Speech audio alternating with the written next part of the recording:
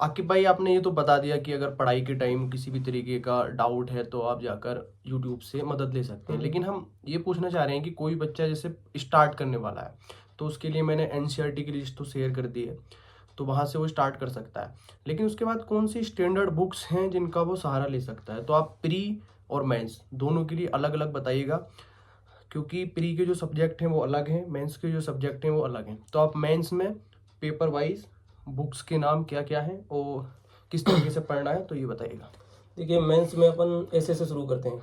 ठीक है। तो कई बच्चों को शुरुआत में जब तैयारी शुरू करते हैं तो उनको डाउट होता है कि यार इतना बड़ा ऐसे 1200 वर्ड्स में लिखना है, 2400 वर्ड्स में लिखना है, कैसे लिखेंगे। तो शुरुआत में तो ये भी रहता है, इसको की टाइमिंग भी पता नहीं, यहाँ लिखा जाएगा भी नहीं लिख जाएगा, फ्लो क्या होता है, कैसे कोट्स का यूज करते हैं, ये सब बहुत डाउट रहते हैं। तो उसके लिए मैं सिंपल बताऊंगा कि पीयूष कुमार नाम का एक टीचर है, जिससे मैंने लास्ट ईयर कुछ क्लासेस ली थी। काफ़ी अच्छा टीचर है, और उसने यूट्यूब पर एक वीडियो डाली है, 2-2.5 घंटे के करीब वीडियो है, जिसमें उसने पूरा अच्छे से डिस्क्राइब किया है कि पूरे ऐसे में कौन कौन से कंपोनेंट होते हैं, कैसे कैसे लिखना होता है ऐसे को, शुरू से एंड तक। बहुत अच्छा वीडियो है, मतलब एक कोई भी बंदा जाके वहाँ उस यूट्यूब की वीडियो को देख सकता है, तो कहीं ना कहीं एक ओवरव्यू ले सकता है कि पूरा ऐसे लिखा कैसे जा सकता है। उसके बाद ऐसे की सारी कहानी इस पे टिकी है कि आपने जीएस पूरा कर लिया है, आपने कोर्स कुछ कविताएं वगैरह आपके पास हैं या नहीं, और सबसे इम्पोर्टेंट चीज़, आपके पास ऐसे में फ्लो बनाना आता है या नहीं, और जो कि सारा के सारा प्रैक्टिस से आता है। यही मैं आकिब भाई की बात रोक कर कहूँगा। जिस तरीके से आकिब भाई ने पीयूष कुमार सर की जो एक वीडियो बताई है उसको देखकर आप ऐसे लिखना सीख सकते हैं, तो मैं भी एक वीडियो रेफर करना चाहूँगा। अत्तर आमिर सर की वीडियो है पतंजलि आईएएस पे, वो भी लगभग 1.5 से 2 घंटे की वीडियो है, और मैंने भी सिर्फ वही वीडियो देखी है, और जिससे मुझे स्ट्रक्चर बनाना आ गया। और उसके बाद वही की प्रैक्टिस आपको करना है, जितनी आप प्रैक्टिस करेंगे उतना अच्छा आप ऐसे लिख प्रैक्टिस पाएंगे। आपको एफिशिएंट में लाएगी। और कोई भी एक वीडियो देख लीजिए कि सब वही चीज़ बताएंगे आपको घुमा फिरा के, मतलब अपना टाइम मस्ट वेस्ट कीजिएगा कि मैंने पीयूष कुमार बता दिया और मोइन ने अतार आमिर सर को बता दिया, तो आप दोनों को देख रहे हैं, चारों को देख रहे हैं, एक को देख के प्रैक्टिस शुरू कर दीजिए। अब जब तक आपका जीएस कंप्लीट नहीं होगा, आपके पास कहीं ना कहीं कंटेंट की भी दिक्कत आएगी। तो जीएस हो जाएगा, फिर आप कंटेंट की दिक्कत नहीं रहेगी। बस उसके बाद आपको करना क्या है, प्रैक्टिस करनी है, फ्लो देखना है, टॉपर्स की कॉपियों को देखना है। कलाम आईएएस पे मिल जाएंगी आपको टॉपर्स की कॉपियाँ, काफ़ी अच्छी अच्छी। विजन में मिल जाएंगी ऐसे की कॉपियाँ, उनको देखो, उनको पढ़ो पूरा कि वो लिखते कैसे हैं, पूरा फ्लो कैसे बनता है कॉपीज में। तो वो फ्लो जब आपके समझ में आ जाएगा, जिस दिन आप ऐसे में फ्लो बनाना सीख गए, उस दिन आप ऐसे को कभी भी कैसे भी लिख सकते हैं, कैसे भी ऐसे को। सबसे बड़ा इंपॉर्टेंट टास्क ऐसे में फ्लो बनाने का होता है, कहाँ से आपने कहानी शुरू की, कैसे आपने डायमेंशंस को कवर किया, और कैसे आपने ऐसे का एंड किया। दैट्स द ऐसे। उसके बाद अपन आते हैं जीएस फर्स्ट पर। जीएस फर्स्ट में हमारे 3 सब्जेक्ट हैं, हिस्ट्री और ज्योग्राफी और सोसाइटी।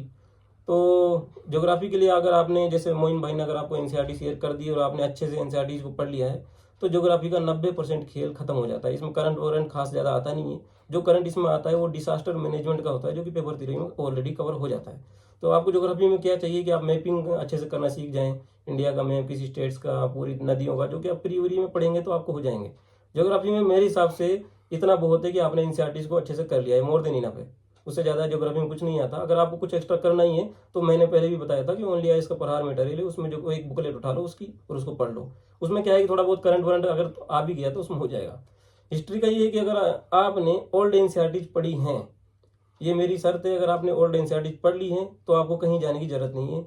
उसमें आपको फाइन आर्ट की किताब मिलेगी 11वीं क्लास की, पूरा आर्ट एंड कल्चर उसमें मिल जाएगा। हिस्ट्री की पूरी मिल जाएगी, आर एस शर्मा की पूरी, और वही पूरा मॉडर्न आपको स्पेक्ट्रम में मिल जाएगा। तो यही सारे कुछ करके जाते हैं, हम भी यही करके गए थे। बस उनका आपको करना क्या है, देखो मेंस में एक स्ट्रेटजी होती है। अगर आपके पास टाइम है तो पूरा मेंस का सिलेबस उठाओ, लास्ट ईयर के 10-12 साल के 15 साल के पेपर को अपने सामने रखो, और एक ओवरव्यू बनाओ कि क्वेश्चन सिलेबस से कैसे उठ के आते हैं। जब आपका ये व्यू बन जाए तो अपने सेल्फ नोट्स बनाना शुरू कर दो। अगर आपके पास आईपैड है तो बहुत बढ़िया है, नहीं तो कॉपी में बना लो। हर टॉपिक पे बना लो, जैसे मतलब गांधीयन मूवमेंट का क्या इम्पैक्ट रहा, आगे उसका क्या क्या रहा, उसके पीछे क्या रीजन्स रहे, हर टॉपिक पे ऐसे बना लो। मराठा किस वजह से लूज हुए, उन्होंने कौन सी गलत रणनीति अपनाई, आगे जाके अंग्रेज क्यों सफल हुए, ये सब मॉडर्न हिस्ट्री में टॉपिक्स आते हैं। इन पे क्वेश्चन चारों तरफ घूमते हैं। 1750 के बाद इंडिया में जो इंडिपेंडेंस मूवमेंट कैसे डेवलप हुआ, तो इन सब चीज़ों पे आपको अपने स्पेक्ट्रम से और इनसे एनसीईआरटी से नोट्स बना लेने हैं। अगर आपके पास टाइम है तो ये बहुत अच्छा काम है, अगर आप कर लेंगे, यहाँ से आपका हिस्ट्री पूरा कवर अप हो जाएगा। उसके बाद सोसाइटी आती है।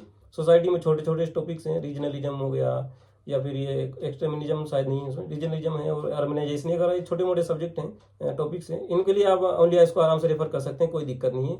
आँख मींच के आप उसको पढ़िएगा और सारे टॉपिक्स उसमें मैंने देखा हुआ है, सारे कवर हो जाएंगे। नोट्स बनाने हैं तो बना लीजिए, अगर टाइम नहीं है तो आप उसी को रेफर कीजिए, उसी में अंडरलाइन कीजिए, उसी को अपने मेंस के टाइम में पढ़िएगा। पेपर 2 अब आते हैं अपन पेपर 2 पर। पेपर 2 में पॉलिटी के साथ बच्चे बहुत ज़्यादा स्ट्रगल करते हैं और IR के साथ भी। तो पॉलिटी के लिए अपन लक्ष्मीकांत तो पढ़ते हैं, प्री के लिए आपको पढ़नी है। कुछ टॉपिक आपके 10-12% लक्ष्मीकांत से कवर हो जाएंगे, लेकिन जो पॉलिटी मेंस में जो आती है वो अलग आती है, उसमें पूरा करंट, डायनेमिक, पूरा ये सब आता है। तो आपको करना क्या है कि करंट तो आपको फॉलो करनी है। अब इसके लिए आप ओनली आईएएस को फॉलो कर सकते हैं, करंट के लिए कर रहे हो तो बहुत अच्छा है, उसमें आपके कुछ टॉपिक कवर हो जाएंगे। नहीं तो लास्ट में पीटी मेंस की लिए आती है, मेंस वाली जो 365 आती है विजन की, उसमें आपके टॉपिक्स लगभग कवर हो जाएंगे। तो पेपर 2 के लिए आपको कंपाइलेशंस को रेफर करना है, आराम से करना है, पर करना एक ही को है। अगर मैं ओनली आईएएस का नाम ले रहा हूँ तो आपको ओनली आईएएस का पढ़ लेना। अगर विजन का आ रहा है करंट वाला, जो मेंस वाला 365 होता है, तो उसको पढ़ लो। उसमें क्या है कि जो साल के जो मेन टॉपिक होंगे पॉलिटी का आपको उसमें मिल जाएंगे, उसके बाद आपका सारा खेल प्रैक्टिस का है। फिर मैं कह रहा हूँ अगर आपके पास टाइम है तो आप अपने पर्सनल नोट्स बना लो, और वो लग रहा है कि बहुत टाइम है तो मैंने, अगर इंग्लिश में आप कंफर्टेबल हैं तो मैंने मेरे चैनल पर ऋषिकेश रेड्डी नाम के हमारे टॉपर रहे हैं 19 के, उसके काफ़ी अच्छे नोट्स हैं पॉलिटी के भी। वहाँ अगर आप मेरे चैनल पर जाके आकिब खान AR268 करके मैंने टेलीग्राम चैनल बनाया है, उनको आराम से रेफर कर सकते हो अगर इंग्लिश में आप कंफर्टेबल हो। अगर नहीं हो तो वही मैं कह रहा हूँ, बेसिक्स के लिए आप लक्ष्मीकांत तो आपने पढ़ी ही है, बाकी विजन 365 से मेंस वाले से आपका सारा कवर हो जाएगा। और अगर आपको लग रहा है कि विजन का मैटर आपके समझ में नहीं आ रहा है तो फिर डायरेक्ट ओनली आईएएस के मैटर को रेफर कीजिए आराम से, बिना देखे, ज़्यादा दिमाग नहीं लगाना इसमें। IR के लिए भी आपको यही करना है, कंपाइलेशन फॉलो करना है। IR में सबसे बड़ी चीज़ ये है कि इसको आप आराम से प्रेडिक्ट कर सकते हैं। प्रेडिक्ट कैसे कर सकते हैं? आप कभी भी पेपर्स को देखिएगा तो IR में, मेंस में हमेशा वो क्वेश्चन आता है जो रिसेंट करंट में रहता है। रिसेंट करंट्स में मतलब ये है कि आज अपना मेंस है, 1 महीने पहले, 2 महीने पहले जो चीज़ें न्यूज़ में चलती हैं, IR में लगभग श्योर हो जाता है कि क्वेश्चन आएगा। जैसे हमारे टाइम पे 22 में ITU2 शायद चल रहा था न्यूज में, तो मेरे को पता था कि आएगा, क्वेश्चन आ गया। उससे पहले भी मैंने मतलब 21 में भी देखा था, ओकस का नाम ग्रुप बनाया था तो ओकस आ गया था 21 में। आता ही IR में ये होता ही है। तो आपको IR में सबसे पहले करंट को अच्छे से फॉलो करना है, और जो चीज़ बहुत ज़्यादा करंट में चल रही है, इंडिया को इम्पेक्ट कर रही है, उस पर तो आपको पूरे अपने नोट्स कीवर्ड्स के साथ बना लेने हैं। वो तो लगभग श्योर है, आना ही आना है। और इसके लिए ये IR के लिए मैं बता रहा हूँ कि कंपैरिजन आपको एक फॉलो करना ही है। वो चाहे आप विजन का फॉलो कर लो, ओनली आईएएस का फॉलो करो। मैं 2 ही कोचिंगों का नाम ले रहा हूँ क्योंकि मैंने इन दोनों कोचिंगों को मैटर खुद से देखा, इसलिए मुझे पता है कि अच्छा नोट्स हैं। बाकी कोचिंगों को मैंने देखे नहीं है, वो आपकी हेडक है। अगर आप इन 2 कोचिंगों को छोड़ के किसी एक और कोचिंग पे जाना चाहते हो जा सकते हैं, लेकिन आपको मल्टीप्लिकेशन बिल्कुल नहीं करना। फिर मैं कह रहा हूँ ऐसा नहीं करना कि आज मैंने नाम ले दिया ओनली आईएएस का, किसी विजन का, किसी और कोचिंग का, तो आप चारों कोचिंगों को पढ़ रहे हैं, बैठ रहे हैं, तो कोई मतलब नहीं है, उसका सेंस ही नहीं है। आपको कोई एक कंपाइलेशन फॉलो करना है, उसके बाद सारा खेल प्रैक्टिस का है। आंसर राइटिंग आपको जितनी करनी है करी जाए, करो, फॉर्मेट बनाओ, अच्छे से ग्राफ्स बनाओ, अगर आपको याद आए। सोशल जस्टिस और गवर्नेंस के लिए भी बताइए। सोशल जस्टिस और गवर्नेंस के लिए सेम ही है, डायनेमिक सब्जेक्ट है। देखो स्टैटिक का अलग मसला होता है, डायनेमिक में क्या है कि हर चीज़ें हर साल चेंज हो जाती हैं। और इसका सबसे अच्छा तरीका ये है कि जो हम कोचिंग इतनी सारी खुली हुई है, ये करती क्या है कि डायनेमिक जो होता है उसको कवर कर लेती है आराम से। तो वही एक विजन का मतलब कंपैरिजन एक आता है सोशल इशूज करके, उसको पढ़ लो। नहीं पढ़ना है तो फिर ओनली आईएएस की तरफ चल जाओ। मैं इन 2 कोचिंगों का नाम ले रहा हूँ क्योंकि मैंने इनका बहुत यूज किया है। और गवर्नेंस के लिए भी सेम। हाँ, गवर्नेंस के लिए भी सेम है। पेपर 3 पे आ जाते हैं। पेपर 3 पे आपको जैसे इकोनॉमिक्स है, तो इकोनॉमिक्स के लिए आपको बेसिक्स के लिए आपने कोई ना कोई नोट्स फॉलो करे होंगे आराम से, या तो आपने मुरनाल के पढ़े होंगे, या फिर विवेक सिंह के पढ़े होंगे, या फिर कोई और टीचर के, कहीं से भी। बस मैं यही कह रहा हूँ किसी एक टीचर के पढ़ने हैं, वहाँ से आपके अगर आपके बेसिक्स क्लियर हैं। मेंस में तो पहली बात ये है कि बेसिक्स आते भी नहीं है, प्री में आते हैं। और मेंस के लिए थोड़ा डायनेमिक है, कुछ सब्जेक्ट हैं, जैसे मान लो आपको करना क्या है कि नोट्स उठाने, वो सिलेबस उठाना है, उसके बाद अपनों को PYQs रखने हैं सामने। तो आप एक चीज़ पाओगे, देखो एग्रीकल्चर के कुछ टॉपिक्स हैं, जैसे इरिगेशन हो गया, जैसे एग्रीकल्चर पैटर्निंग हो गई, इशूज हो गए, या फिर लोन माफ न करना हो गए, सारे टॉपिक्स कुछ हैं। तो आपको करना क्या है, सेक्टर वाइज सब चीज़ों को कवर करना है। मान लो एग्रीकल्चर आपने कवर किया, तो एग्रीकल्चर में आपने पूरा लिंक कवर करना है। इरिगेशन में क्या चैलेंजेज हैं, हमारे पैटर्न में क्या क्या दिक्कतें हैं, क्या क्या इन्वायरमेंटल चैलेंजेज हैं, क्या क्या हरित क्रांति के कारण जो हमारे अब चैलेंजेज आ रहे हैं वो क्या क्या हैं, और नए नए जो मार्केटिंग के लिए जो गवर्नमेंट टेक्नोलॉजी जा रही है, ई-नेम वगैरह, ये सब। तो आपको मार्केटिंग के अलग चैलेंजेज कवर करने हैं। आपको एग्रीकल्चर के जो पैटर्निंग के जो चैलेंजेज है वो आपको अलग कवर करने हैं। और एग्रीकल्चर के जो और इश्यूज हैं अलग, लोन माफी वगैरह सब, वो आपको अलग करने हैं। मतलब एक पूरा सेक्टर ओवरऑल आपको कवर करना है। अब सबसे पहले तरीका वही है कि अगर आपके पास टाइम है तो आप नोट्स बनाओ खुद के एक एक टॉपिक पे। अगर आपके पास टाइम नहीं है और जैसे आपको लग रहा है कि यार ऐसे कवर करूंगा तो बहुत ज़्यादा हो जाएगा, तो आप एक शॉर्ट ट्रिक ऐसा बना सकते हैं कि जो मेन टॉपिक हैं एग्रीकल्चर के उनको कवर करो, और वो सीधा इनका सीधा सा फंडा है कि आप कंपाइलेशन को रेफर करो। फिर कंपाइलेशन का फायदा ये होता है कि जो मेन टॉपिक है साल के उसमें मिल जाते हैं। अगर आपको ओवरऑल टॉपिक कवर करना है तो आप सिलेबस को सामने रखो, पूरा सेक्टर कवर करो एग्रीकल्चर, फिर पूरा बैंकिंग सेक्टर पूरा कवर करो, फिर ऐसे ही पूरा फाइनेंस सेक्टर जो बैंकिंग के अलावा आ जाता है, जैसे आजकल फिनटेक वगैरह चल रहा है उसको कवर करो। तो इसके अलावा जितना भी पूरा लैंड इश्यूज है, पूरा लैंड कंसोलिडेशन वगैरह पूरा वो सब आपको कवर करो। मतलब फाइनेंस के 8-10 सेक्टर हैं पूरे, जो एमएसएमई अलग सेक्टर हो जाता है, इसमें इंडस्ट्रियल सेक्टर अलग हो जाता है, इन सबको एक जगह कवर अप करना है आपको पूरा। इसके अलावा disaster management, science tech, disaster management का तो ये है कि देखो इंटरनल सिक्योरिटी, 2-4 टॉपिक है गिने चुने। एक अगर कहीं बाढ़ वगैरह आ गई है, मान लो कहीं भी आ गई, तो वो नोट्स में कवर पक्का आएगा, उसके लिए आर्टिकल वगैरह आएंगे हिंदू में। मान लो अगर अपने गुवाहाटी में आ गई, कहीं भी आ गई, जो हर साल आती हैं, उसके लिए आपको वही डिसास्टर मैनेजमेंट की तकनीक है। पूरा सीधा सा फंडा होता है कि पहले और ड्यूरिंग एंड बाद में, तो ये पूरा एक फंडा सा होता है, उसको आपको पूरा एक कवर करके रखना है पूरी। जैसे मान लो आपको करना क्या है डिसास्टर मैनेजमेंट के लिए कि बाढ़ है, तो बाढ़ के लिए आपको एक अलग से एक मतलब ओवरऑल टॉपिक बना के रखने की क्या स्ट्रेटजी होनी चाहिए बाढ़ को मैनेजमेंट करने के लिए। तो उसके लिए पहले जो बाढ़ पे आने से पहले वाले टॉपिक, बाढ़ आने के दौरान, बाढ़ आने के पश्चात, ऐसे ही भूकंप के लिए आपको सोर्स बताइएगा। सोर्स के लिए तो ये कंपाइलेशन है ओनली, इसका पूरा बेसिक कंपाइलेशन अच्छा है उसके लिए प्रहार आपको follow इसीलिए कीजिए। इसी तरीके से साइंस साइंस टेक्नोलॉजी के देखो, इंटरनल इसमें साइंस टेक्नोलॉजी में बच्चों को दिक्कत रहती है कि यार बेसिक कहाँ से कवर करें। तो बेसिक के लिए मैं आपको एक यूट्यूब पे वीडियो बताऊंगा, उसका नाम है फ्यूचर कोप आईएएस। फ्यूचर कोप आईएएस करके चैनल है, उस पर एक बंदे ने साइंस टेक्नोलॉजी बेसिक के साथ कवर करवाई है। वो वीडियो काफ़ी ओल्ड है, 19 की या 20 की है, पर हाँ उसमें आपके बेसिक्स बहुत अच्छे से हो जाएंगे। मतलब पूरा डीएनए, मतलब बायोलॉजी, पूरा जितना भी सब्जेक्ट है ना, बायो और ये स्पेस सेक्टर, डिफेंस सेक्टर, पूरा उसमें आपको बेसिक्स के साथ मिलेगा। लेकिन आपको करना क्या है कि अब जैसे इस बार मैं बता सकता हूँ कि चंद्रयान 3 लॉन्च हुआ है, तो 99% चांसेज है स्पेस सेक्टर पे कोई ना कोई क्वेश्चन आएगा, इंडिया ने क्या क्या अचीव किया है। तो आपको इन चीज़ों पर अपनी निगाहें रखनी है कि स्पेस सेक्टर पर इंडिया को लेकर क्या चल रहा है। बहुत इंपॉर्टेंट टॉपिक्स कुछ ना कुछ हर वक्त न्यूज में चलते हैं, जैसे स्पेस हो गया, बायोटेक्नोलॉजी हो गई और इंफॉर्मेशन टेक्नोलॉजी हो गई। तो इनके लिए देखो रिसेंट कवर आपको करना है, तो उसके लिए आपको कंपाइलेशन फॉलो करना ही है, उसके लिए तो आपको सोचना ही नहीं है। बाकी बेसिक्स के लिए जो मैंने वीडियो बताई वो पढ़ लो, इसमें आपका स्पेस सेक्टर पूरा कवर हो जाएगा। टाइम है, वही स्ट्रेटजी आपको सेम अपनानी है। टाइम है तो फिर वही सिलेबस और PYQs को अपने सामने रखो और एक एक टॉपिक को कवर कर लो। उसी तरीके से करो जैसे डिफेंस सेक्टर अलग हो गया, स्पेस अलग हो गया, बायोटेक्नोलॉजी अलग हो गई, इंफॉर्मेशन टेक्नोलॉजी अलग हो गई, और मिसलेनियस टॉपिक्स अलग हो गए। 8-10 टॉपिक्स बनेंगे टोटल मेंस के लिए। इनके लिए अपने अपने पूरे कीवर्ड्स बना के रखो, क्या इनके इम्पैक्ट होंगे, क्या इनके रीजन्स हैं, आगे क्या करना है। यही सब वे फॉरवर्ड बना के अपने हर टॉपिक्स पर बना करो, एग्जाम्पल सेट करके रखो। एग्जाम्पल्स का बहुत बड़ा गेम होता है साइंस टेक्नोलॉजी में। और पेपर 3 में इसके बाद हमारा आता है इंटरनल सिक्योरिटी। तो इंटरनल सिक्योरिटी में भी कुछ कुछ टॉपिक्स हैं, जैसे टेररिज्म हो गया, या फिर हमारा सबसे इम्पोर्टेंट टॉपिक साइबर सिक्योरिटी का, हर बार क्वेश्चन आता ही आता है यहाँ से।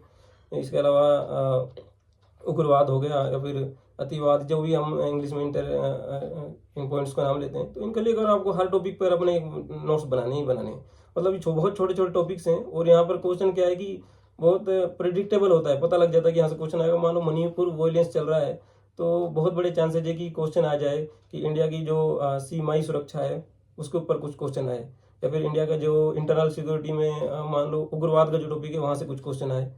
वो आपको क्या है कि इन चीज़ों पर अवेयर रहना है और टॉपिक्स को पहले से पॉइंट्स तैयार करके रखने हैं। और साइबर सिक्योरिटी वगैरह ये बहुत पुराने टॉपिक है, और इनके आपको जो अगर मतलब मैटर चाहिए तो आप ओनली इसके मटेरियल पढ़ा अच्छा है, वहाँ से आपको सारी चीज़ें मिल जाएंगी। नहीं तो विजन पे आराम से रेफर कीजिए। मतलब ये है कि आपको हिचकिचाना नहीं है, किसी कहाँ जहाँ भी आपको अपना काम का चीज़ मिले वहाँ उसको आराम से रेफर करो, अपने पॉइंट्स काम की चीज़ें उठाओ और एक तरफ रख दो। वो चाहे आपको कहीं से भी मिले, कोचिंग से मिल रही है, किसी टॉपर के नोट्स से मिल रहे हैं, या कहीं और से मिल रहे हैं। और बस ये है कि इन चीज़ों को मैं बार बार नाम दे रहा हूँ, पर मल्टीप्लिकेशन नहीं करना है। तो इसमें आपका एनवायरनमेंट के लिए भी आपकी सेम ही स्ट्रेटजी है। बाकी के लिए तो मैं अलग बताऊंगा ही। इथिक्स के लिए आकिब भाई ने बताया है कि धर्मेंद्र जाखड़ के जो नोट्स हैं तो वो काफी कारगर सिद्ध हो सकते हैं। एथिक्स के लिए एक चीज याद रखिएगा, बच्चे करते क्या है कि बहुत सारे एग्जाम्पल्स के स्टडीज बना लेते हैं, लेकिन जब पेपर आता है तो लिख नहीं पाते उनको। उसका सबसे बड़ा रीजन होता है उनको लगता है कि एक बार पढ़ के याद हो जाएंगी तो पेपर में भी लिख देंगे। ये नहीं होता।